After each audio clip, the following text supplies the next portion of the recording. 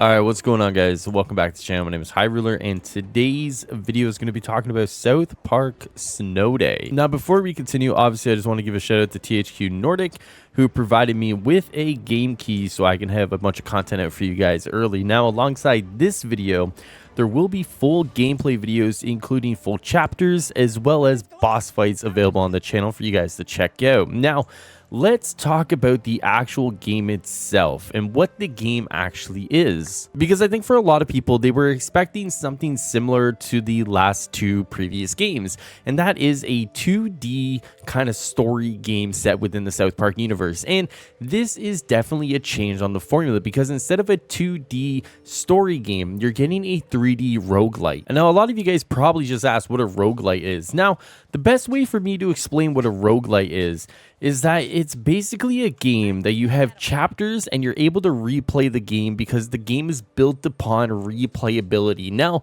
there's a few different key points to this, and the story actually supports the whole roguelite experience here, which was very cool. But I'm not going to spoil any story stuff for you guys. You don't have to worry about that.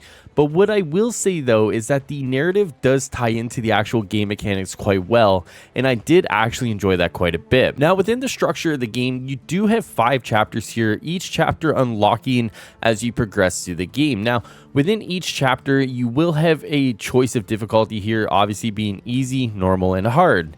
Now, each chapter does have 5 missions built within them with a boss fight at the end. Now, I did notice that there was some variety here in some of the levels, so if you're replaying any of these chapters, there is going to be a little bit of variety that I did see.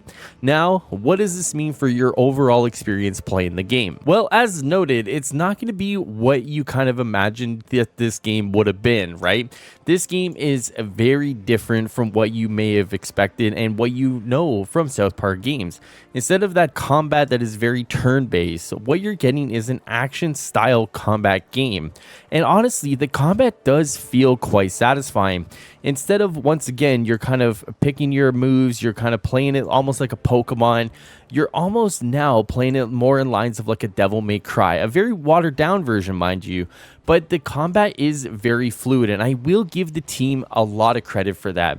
There is only 6 weapons that you can pick from right now, but each weapon does have its own distinct weapon patterns, has its own distinct moves, and each of them does feel satisfying in its own way. Personally, I did like to use the dagger and the wand, but I did try out the sword and the shield, I did try out the axe, as well as the bow and the staff, and each of them felt very good to use, especially when it came to using your bullshit cards and your upgrade cards. Now, one of the things that you will see along this game when you do play it is that each run is going to be very different. Now, how is each run going to be very different? Well, when you start up a chapter, you're able to go in there and you're given the choice of 3 upgrade cards. Each of these upgrade cards will correspond with something that you're able to do, whether that would be that your weapons hit harder, you're able to get a bigger aura of effect, or you're able to kind of replenish your ability quite quicker.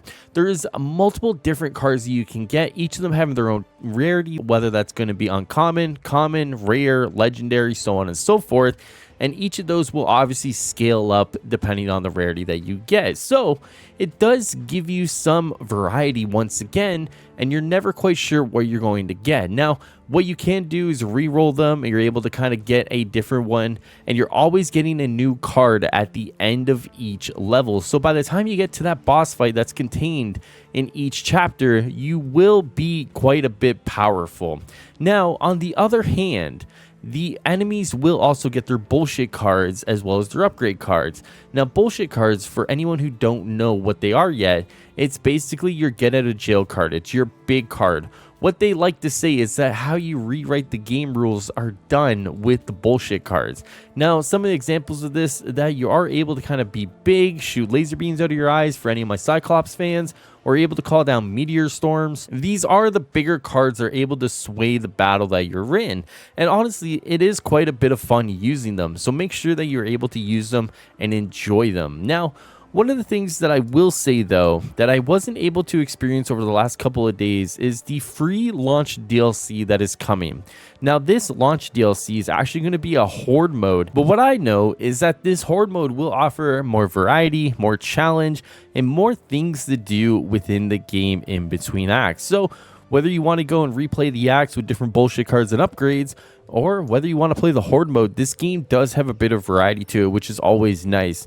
I think what this game really does offer versus some of the other experiences is kind of that co-op, and I think what you will see here, if you're interested in playing with co-op, that the game is a lot of fun. Just playing with the AI, one of the things I noticed is that it gets chaotic very quickly. And it seems like, based on what I've seen with the abilities and the weapons, you're able to kind of get a really fun team experience out of it. So I would recommend that if you do have some friends who want to play this game and they're able to swing the money for it, I would actually recommend it, because it does seem that if you are able to kind of buy it at its price point, which I think is fair, the game does have a lot of fun to offer for a good friend group here, much like the 4 that are part of South Park as it is. But let's talk about some of the things that you can expect from this game. Now, not just the weapons and the powers, but there are perks. And one of the key core components of a roguelike game is going to be those incremental upgrades to make you stronger after each and every single run. So within each chapter, they're going to be dark matter that you can pick up. Now, I won't talk about what dark matter is or where it comes from, but each dark matter that you get will provide you with these points that you're able to invest in your brain to unlock incremental upgrades for you. As you can see, they're pretty basic. I have some ones here for my attacks, and I have some ones here for my health, and then you do have ones here for your stamina as well. Now, as you'll see, you can only have 30 overall activated, so you're not able to activate every single point on this map, but it does give you enough there to have a decent amount of variety.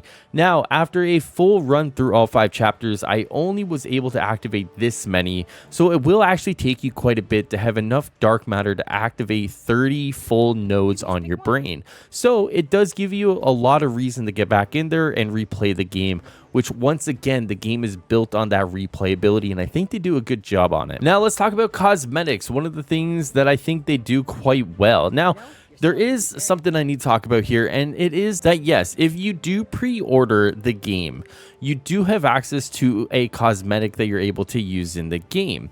If you do get the Seasons Pass will have cosmetics for you as well. Now, what does this mean? Well, the cosmetics don't have any stat bonuses. There's nothing that says you're going to be more powerful using them. It's just for your own sake of looking like the character that you want to look like in the South Park world.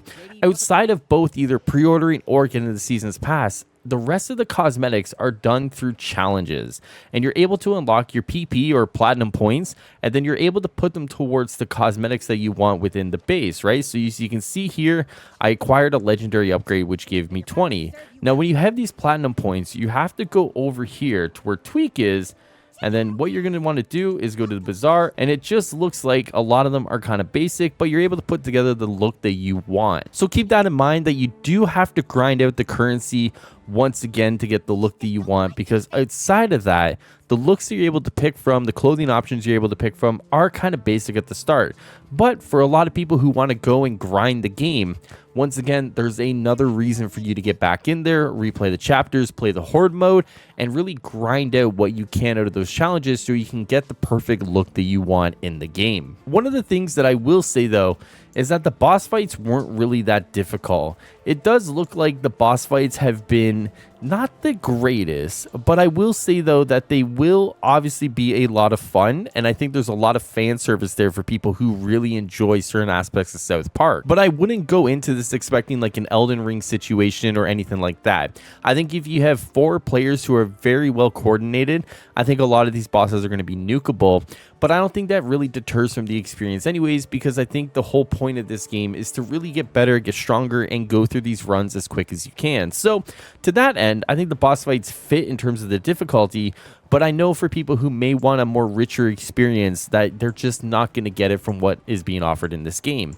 But what is being offered in this game? Why should you pick this up if you're interested? This game is definitely for roguelike fans who want a South Park experience, or South Park fans who want a replayable experience. This game doesn't have the roster of other characters showing up like the previous games. There's no Man Bear Pig, and you don't really have a lot of those side characters making appearances.